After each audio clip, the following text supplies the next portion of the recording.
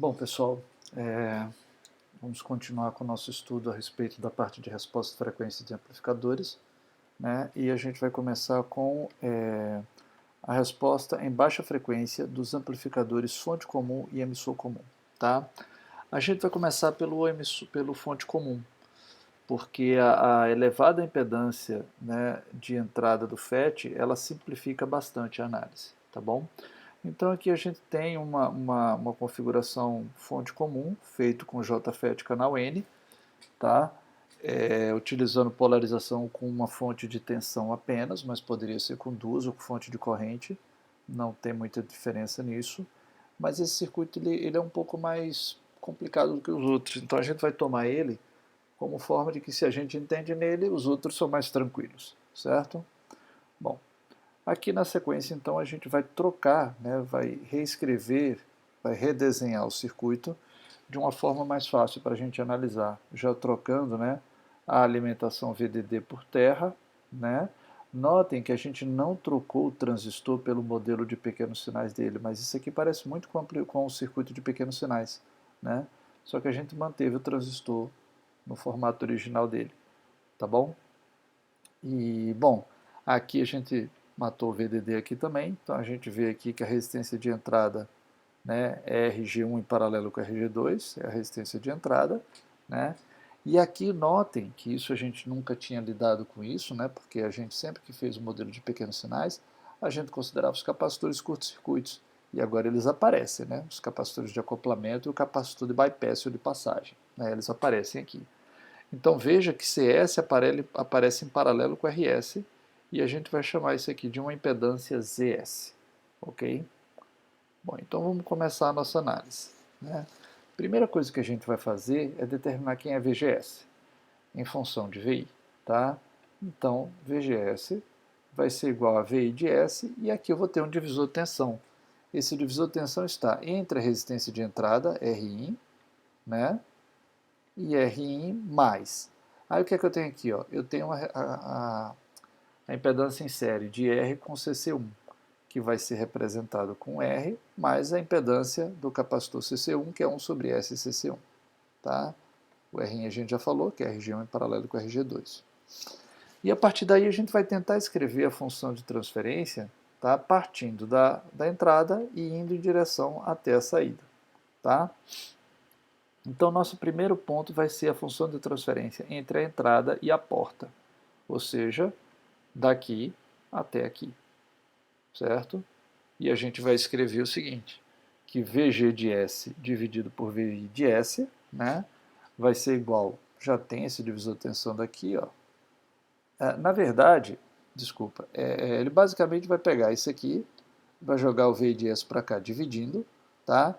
E vai reorganizar isso aqui para aparecer a forma padrão de escrever a função de transferência. Como é que ele vai fazer isso? Ele vai multiplicar em cima e embaixo por S. Então, e vai dividir em cima e embaixo por Rin.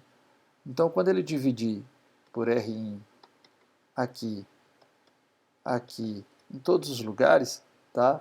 O que é que vai acontecer? Esse Rin vai cancelar com o Rin que eu vou dividir, esse também vai cancelar, tá?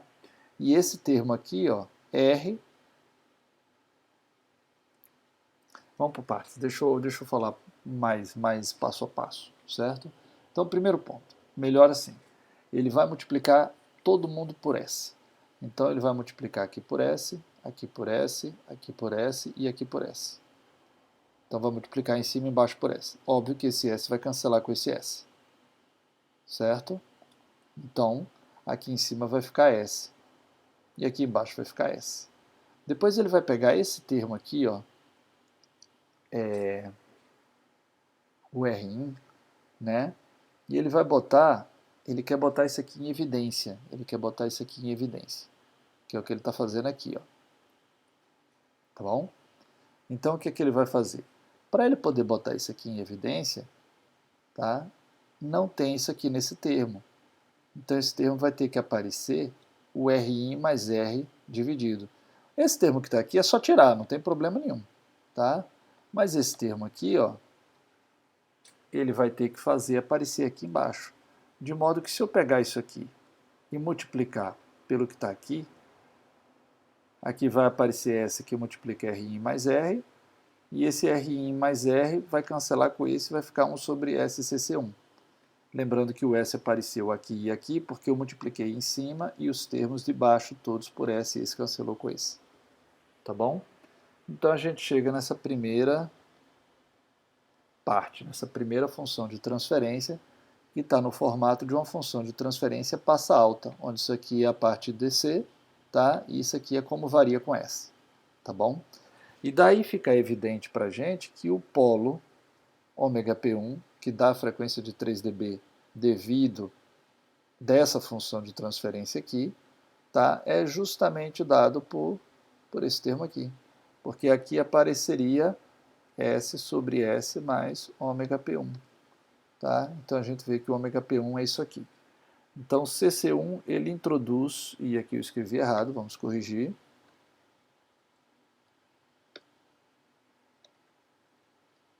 Espera aí.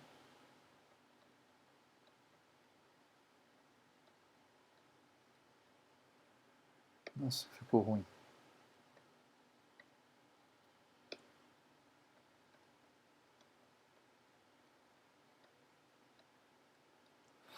Agora sim. Então ele introduz um 0 CC e um polo real na frequência ômega P1. Que zero é esse? Aqui, ó. Se S for igual a zero, eu tenho um zero. Tá? Então eu tenho um zero e um polo. Isso devido ao capacitor CC1. Tá? Vamos em frente. Nosso próximo passo agora é determinar quem é ID de S, a corrente ID de S. Tá? Obviamente ela vai variar com a frequência, porque a entrada varia com a frequência, então essa corrente também vai variar com a frequência. Para isso a gente vai escrever a seguinte expressão. Veja, quem vai ser ID de S? Vai ser VG de S dividido por isso aqui. Ó. Vamos olhar lá no circuito. Tá? Então vejam que a tensão VG de S é a tensão entre a porta e o terra. Então é a tensão sobre a qual isso aqui está inserido. Como o ID de S é a corrente que vai passar por aqui, tá? Então eu posso pegar a ID de S, eu posso determinar a ID de S dividindo a tensão que está daqui até o terra por essa impedância equivalente aqui. E quem é essa impedância equivalente aqui? Vai ser 1 sobre Gm em série com esse paralelo aqui que a gente chamou de ZS. Tá? Então eu posso dizer que o meu ID de S vai ser igual a VGS dividido por 1 sobre Gm mais Z de S. Sendo que Z de S, né, é RS paralelo com CS.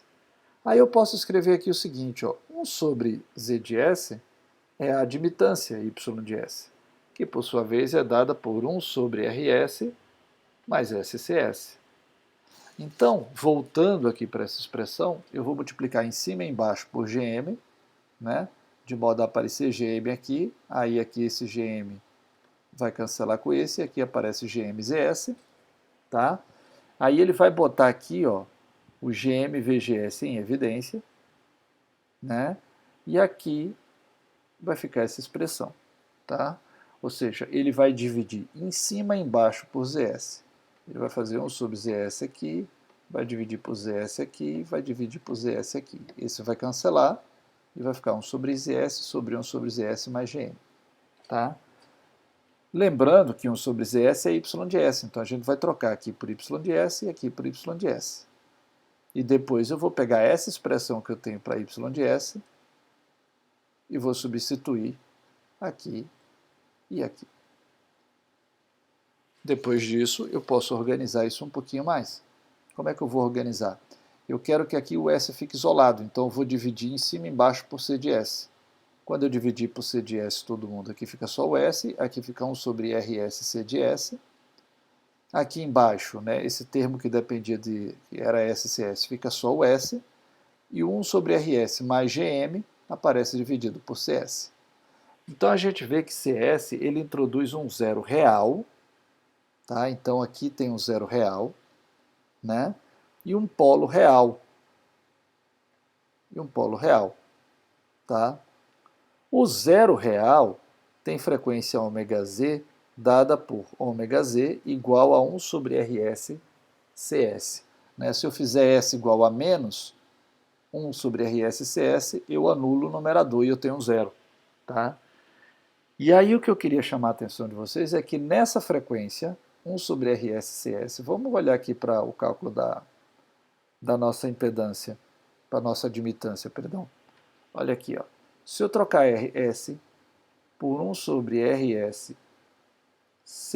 negativo, né? Então o que, que vai acontecer? O CS vai cancelar com esse e vai ficar 1 sobre RS. Deixa eu escrever aqui para ilustrar a ideia para vocês. Deixa eu botar em outra cor. Então eu tenho que YS vai ser igual a 1 sobre RS. Aí se eu fizer S igual a menos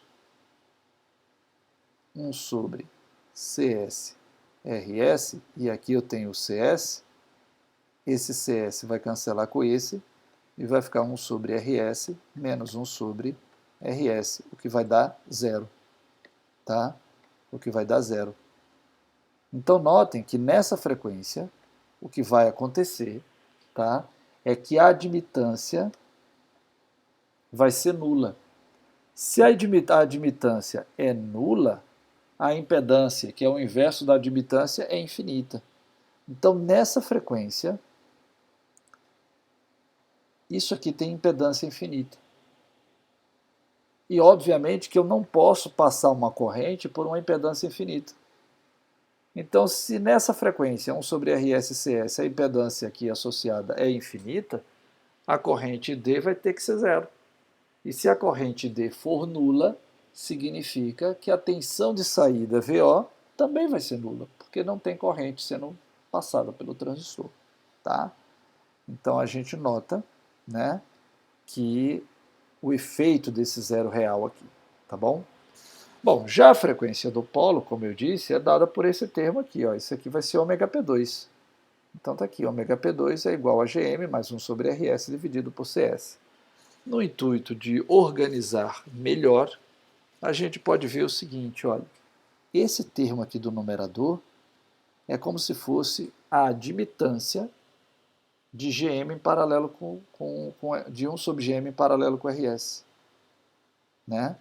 Então, se eu tivesse aqui, ó, GM em paralelo com RS, perdão, 1 sobre GM em paralelo com RS, o que é que eu faria? Né? Eu teria que a admitância disso, né, seria dada, deixa eu organizar aqui melhor que ficou mal posicionado, aqui. Então, se eu tiver GM, 1 sobre GM, em paralelo com RS, isso aqui seria a mesma coisa, né, que 1 sobre GM vezes RS, dividido por 1 sobre GM mais RS, tá? Só que uma outra forma de fazer esse cálculo aqui, que seria mais simples, né, seria simplesmente fazer, né, 1 sobre 1 sobre 1 sobre GM mais 1 sobre RS. Obviamente que esse termo aqui, ó, 1 sobre 1 sobre GM RS, é a mesma coisa que eu simplesmente fazer GM. Tá? Então, se eu inverter agora o lado de cá, 1 sobre GM em paralelo com RS, eu obtenho GM mais 1 sobre RS. Vejam que isso aqui, ó, é o que eu tenho aqui, tá? Então ele está trocando isso aqui por isso aqui, fazendo com que aqui no denominador apareça RS em paralelo com o sobre GM, e assim eu vejo que o capacitor CS enxerga entre os seus terminais RS em paralelo com o sobre GM. Tá?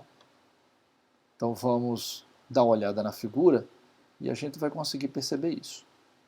Então vamos lá. Vamos olhar aqui nosso circuito, tá? E vejam, na hora que eu mato a fonte de tensão, porque para poder determinar qual é a impedância que o capacitor enxerga entre os seus terminais, na hora de calcular como é que chama? Aquela constante de tempo devido a CS, tá? Eu mato a tensão VI. Então, no que eu mato a tensão VI, VGS também é igual a zero, aqui eu tenho zero. Então, entre os terminais de CS, qual é a impedância que eu vejo? Eu vejo RS para o terra e vejo um sub GM saindo do mesmo ponto para o terra. Então eu enxergo RS em paralelo com o sub GM. Então poderia chegar nessa expressão diretamente por esse caminho. Da mesma forma, né, para CC1, a gente teve um pouco de trabalho para poder determinar que CC1 enxerga RI mais R em paralelo entre seus terminais. Vamos verificar se é isso mesmo? Lembrando que esse paralelo aqui ó, é RI. Então, quem é que eu vejo entre os terminais de CC1 depois que eu mato a fonte? Tá? Depois que eu mato a fonte, eu tenho que lembrar que eu vou olhar para cá ó, e vou ver desse ponto para o terra, eu vou enxergar R, e desse ponto para o terra, eu vou enxergar RI. Alguém podia dizer, bom, mas eles vão para o terra, né? Não. Por que eu posso dizer que está em série? A gente pode dizer que está em série, que como aqui vai para o terra, e esses dois, o paralelo deles também vai para o terra, é como se esse se conectasse com esse paralelo. E eu enxergo R em série com o paralelo de RG1 com RG2, que é RI. E a gente tem essa expressão aqui, ó. RI mais R é a resistência equivalente que CC1 enxerga entre os seus terminais. Tá? Bom, vamos em frente. Já determinamos para ômega P2. Né?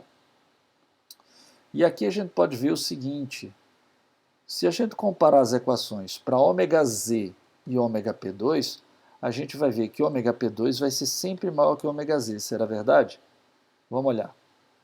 Olha a expressão para ômega Z. CS vai enxergar RS. Olha a expressão para ômega P2. CS, o mesmo CS, vai enxergar RS em paralelo com o sub GM. Ora, pessoal, a gente sabe que um sub GM normalmente é muito pequeno. Então esse paralelo aqui ó, vai ser aproximadamente igual a um sub GM. Então isso vai resultar numa resistência equivalente muito menor do que RS. Logo, ômega P2 vai ser muito maior do que ômega Z. Ok? Beleza, vamos em frente. Tá? Bom, agora a gente está aqui.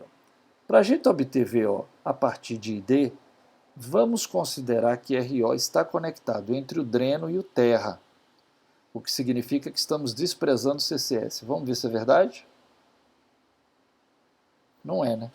Então, o RO ele está do dreno até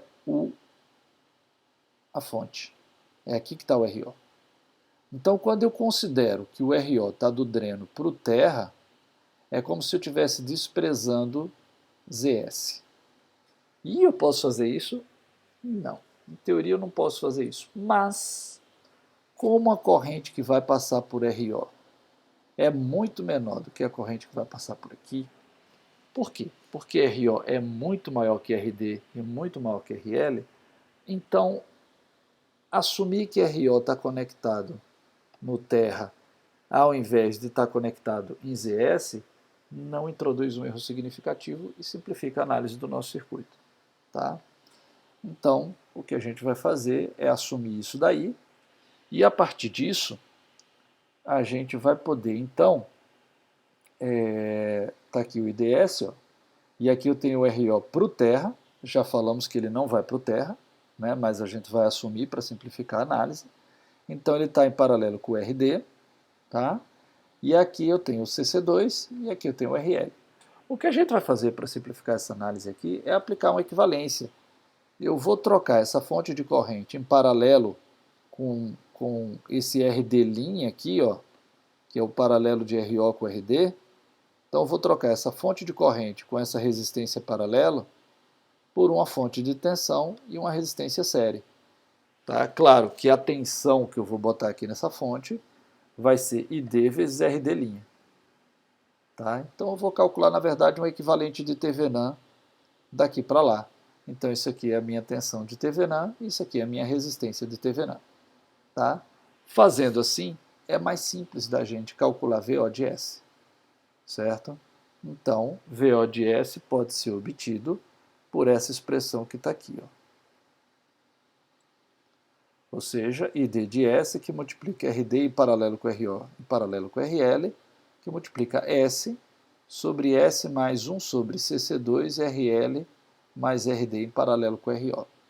Essa expressão aqui ela já foi um pouco trabalhada, a gente não tira ela direto a partir daqui. tá? Mas para ganhar um pouco de tempo, a gente vai assumir e vai passar adiante, tá? Notem o seguinte, que o capacitor, né, CC2, ele introduz um zero em zero, na frequência nula, tá? E introduz um polo real com frequência ωp3, dada por isso aqui, ó. Então a gente vê que CC2 enxerga entre os seus terminais RL mais RD em paralelo com RO. Vamos ver? A gente pode olhar aqui, ó.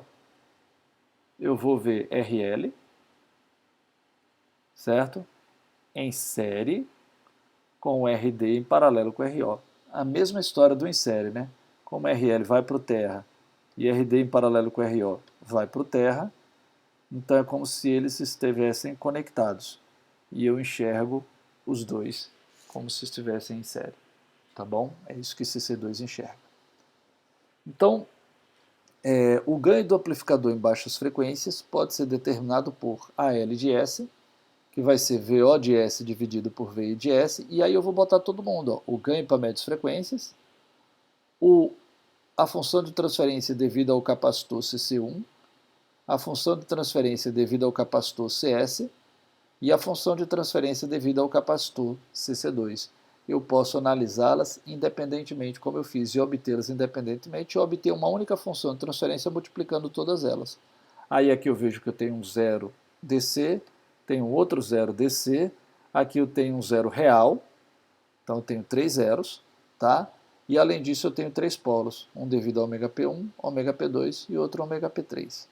Sendo que o AM é dado por Rin dividido por Rin mais R, que multiplica GM, RD em paralelo com RO em paralelo com RL, isso a gente já sabe lá desde a eletrônica 1, ok?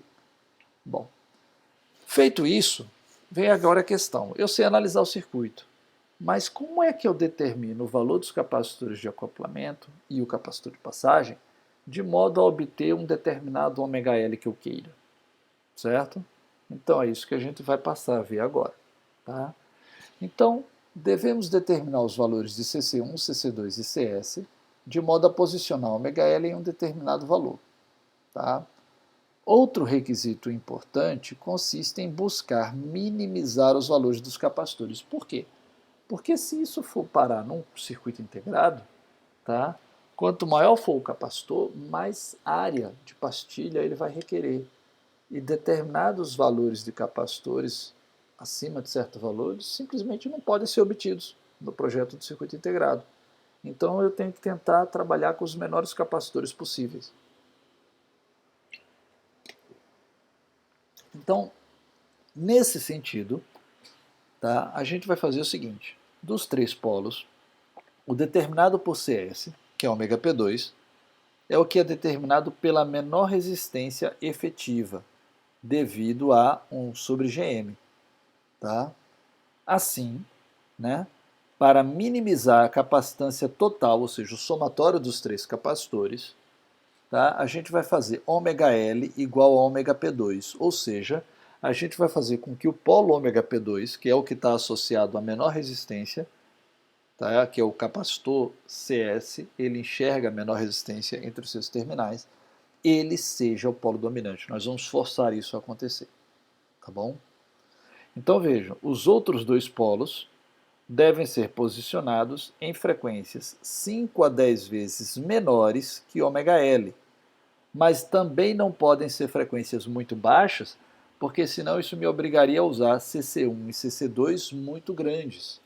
E isso também ia ocupar muito espaço na pastilha do CI, e isso também ia ser um problema. Tá? Então vamos ilustrar esse conceito através de um exemplo. Então veja, vamos projetar os valores de CC1, CC2 e CS para que a resposta em baixa frequência seja dominada por um polo em 100 Hz. Então a gente vai escolher um polo dominante em 100 Hz.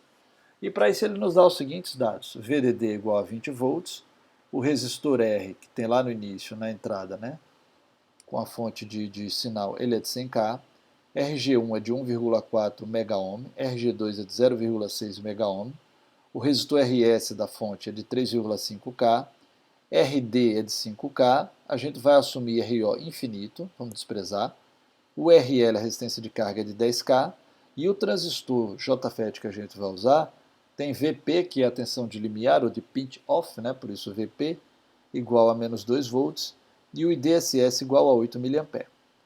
Aí, a partir desses dados, a gente vai calcular que o ID é de 2 mA, o VGS é de menos 1 volt, a tensão de dreno é de 10 volts, e eu posso calcular que o GM, dado por essa expressão aqui,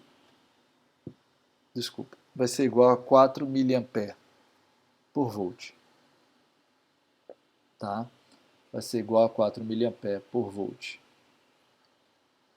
E aqui a gente vai ter que a resistência de entrada é RIN, RG1 em paralelo com RG2 vai dar 420K, e o ganho AM, usando a expressão RIN sobre RIN mais R, que multiplica GM, RD em paralelo com RL, não aparece o RO porque ele foi desprezado, vai dar menos 10,8 volt por volt. Tá? Eu não sei se vocês notam, mas esses valores são familiares. Eles já apareceram em um outro exemplo que a gente fez lá atrás, mas tudo bem, vamos em frente. Então vamos ver o cálculo das resistências vistas pelos capacitores de acoplamento de passagem. Eu repeti aqui o circuito para poder a gente fazer referência a ele e enxergar um pouco mais fácil. Então primeiro vamos ver quem é a resistência RCC1. Então lembrando que RCC1 ele vai enxergar R em série com o paralelo de RG1 com RG2, que é a resistência de entrada, isso vai dar 520K. Tá? Por sua vez, o RCS ele vai enxergar o RS em paralelo com o sobre GM, que vai dar 0,233 ohms, como a gente esperava, um valor bem pequeno. Tá? E por fim, a gente vai ter que o RCC2, certo? Vai ser dado por RD mais RL, né? Conectados por aqui. E é o que CC2 enxerga entre os seus terminais. O RO não aparece porque a gente desprezou e vai dar 15K. Tá bom? Bom, pessoal, só uma pequena correção aqui, tá? Aqui não é 0,233 ohms, não. É 0,233. Opa, tá em vermelho. Quilômetros. Tá? Bom, agora vamos em frente, né? Então vejam, como esperado, né? RCS é a menor resistência. Então aqui deu 520K, 15K e aqui deu 0,233K. Certo? Então, diante disso, a gente vai escolher o polo associado a CS como sendo o polo dominante. Então, o que é que a gente vai fazer? A gente vai calcular CS de modo que a frequência dele seja coincidida com a frequência ômega-L que a gente está procurando. Então, a gente vai trabalhar em Hertz, né? Aqui a gente vai dividir por 2π, 2πfL, e aqui aparece o RCCS. Então, esse aqui é o valor de capacitor CS que eu tenho que ter para poder fazer com que a frequência do polo ômega P2 fique em 100 Hz, como a gente está querendo, supondo que ele é dominante. Para não apenas supor que ele é dominante e fazer ele ser dominante, a gente vai ter que calcular CC1 e CC2 de acordo, e a gente já vai ver como. Se a gente for calcular o zero introduzido por CS, a gente disse lá atrás, né, que a frequência do zero era muito menor que a frequência do polo introduzido por CS, a gente vai pegar a expressão para a frequência do zero e vai substituir o valor.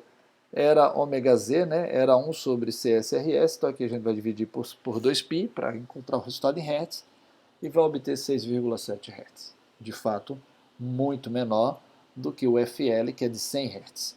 Tá bom? Então a gente vê claramente que a suposição se manteve. Né?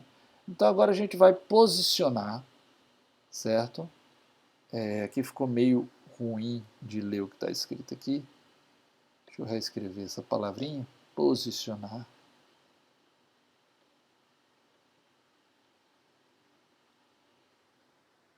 Tá?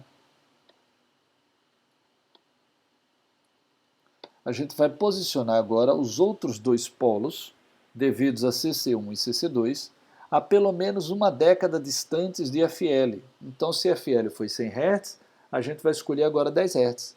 Então, a gente vai calcular CC1, aí é que vai ter dividido por 2π, enquanto aqui em cima nós usamos FL, que era 100 Hz, né? Vejam que aqui a gente vai botar 10 Hz para CC1 e 10 Hz para CC2. Aqui a resistência RCC1 e aqui a resistência RCC2.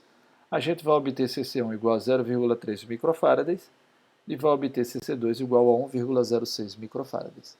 E isso conclui o nosso projeto. tá bom? Bom, agora na sequência a gente vai fazer o seguinte. Já vimos como é que fica para o caso do amplificador fonte comum, vamos ver como é que fica no caso do amplificador emissor comum. Tá? Então, nesse caso, a análise é mais complexa, porque devido ao beta finito, ou seja, o FET tinha impedância de entrada infinita, o bipolar não tem. Então, o que vai acontecer é que o capacitor CE, que está do lado da saída, ele vai ter influência no valor da impedância de entrada do amplificador. Ou seja, CC1 e CE vão interagir. Então eu já não tenho mais a mesma simplicidade do FET, né? Onde a influência de cada capacitor pode ser analisada de forma independente, certo? Então, o circuito equivalente do amplificador para baixas frequências, o emissor comum, ele pode ser analisado e, obviamente, que a sua função de transferência pode ser determinada. Porém, a expressão obtida é muito complexa. Tá? Mais adiante a gente vai ver essa expressão. E a gente vai ver que a gente olha para ela e não consegue ter nenhum insight sobre qual dos capacitores é que está produzindo o maior problema.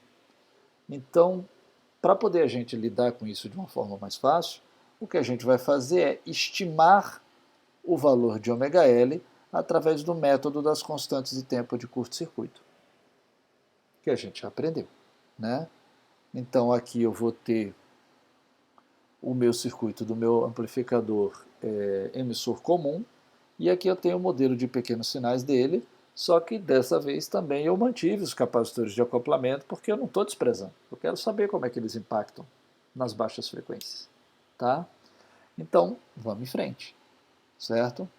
Notem que para a gente poder determinar as resistências que cada capacitor enxerga, a gente troca os demais capacitores por curtos-circuitos, certo? E olha qual é a resistência equivalente que cada capacitor enxerga entre seus terminais. Essa troca dos outros capacitores por curtos-circuitos não foi necessário quando a gente fez a análise do amplificador fonte comum por causa daquilo que eu falei antes, né? Porque no caso do FET, a impedância de entrada infinita dele isola a entrada da saída e os capacitores não interagem, isso facilita bastante. Aqui os capacitores interagem, então me resta aplicar o método das constantes de tempo de curto-circuito. Então, primeira coisa, eu quero determinar qual é a resistência que CC1 enxerga entre os seus terminais. Para isso, eu vou trocar os outros capacitores por curto-circuitos. Bom, CC2 não vai fazer diferença, mas na hora que eu troco CE por um curto-circuito, eu passo a ver um terra aqui no emissor. E aí, o que é que eu vou enxergar entre os terminais de CC1? Eu vou enxergar RS, que está aqui, em série com o que está do lado de cá. E o que é que está do lado de cá? Está RP mais RX, ambos em paralelo com RB. Então eu vou ter RX mais RP em paralelo com RB, em série com RS. É a resistência equivalente que CC1 vai enxergar entre os seus terminais. Ah, e o RE? Perdão, e o CE? Qual é a resistência equivalente que ele vai enxergar entre os seus terminais? Bom, eu tenho que matar os outros capacitores. Vou botar um curto aqui, vou botar um curto aqui. A gente sempre está matando a fonte de sinal na hora que está fazendo essas análises, tá? Então, o que é que eu vou enxergar aqui? Eu vou enxergar RE para o terra e olhando para o emissor, tá? Olhando para o emissor, eu vou ver RPI em série com RX e ambos, esse cara aqui agora é um curto, isso aqui é um curto, então vou ter RPI em série com RX e eles dois vão estar em paralelo com RB, vão estar em série, perdão, com RB em paralelo com RS. Então vou ter RPI em paralelo com RX e eles dois em série, falei paralelo, desculpa pessoal. Vamos de novo. Eu vou ter RPI em série com RX e ambos, né, RPI em série com RX e ambos em série com o paralelo de RB e RS, que é o que está representado aqui. Só que como eles estão do lado da base, e eu estou fazendo uma análise do lado do emissor, eu tenho que aplicar a regra de reflexão de resistência e colocar todos eles divididos por beta mais 1. Tá bom? Bom, e agora eu venho para RCC2. RCC2, o que é que eu vou fazer? Vou matar os outros capacitores. CC1 não vai fazer diferença, mas na hora que eu matar CE, eu vou ter um terra aqui no emissor. Então eu vou ter RO em paralelo com RC, como eu vou matar essa fonte, né, VS vai zerar, VP vai zerar e a fonte de corrente GM-VP vai zerar. Então isso aqui vai ser um circuito aberto, eu vou enxergar RO em paralelo com RC e eles dois vão estar em série com RL. Então eu vou ter RL em série com paralelo de RO e RC. Tá? É isso. Né? A partir daí eu posso fazer o seguinte, eu vou determinar ωL como sendo aproximadamente igual, é o método das constantes de tempo de curto-circuito, então ele me dá uma estimativa. Então vai ser igual a 1 sobre CC1 RCC1 mais 1 sobre CE RE' mais 1 sobre CC2 RCC2. Tá?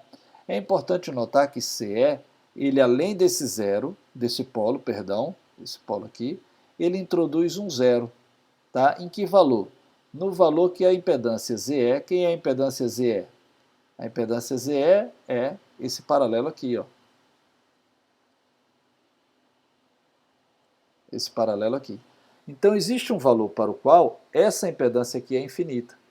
Quando essa impedância é infinita, eu não consigo passar corrente por aqui.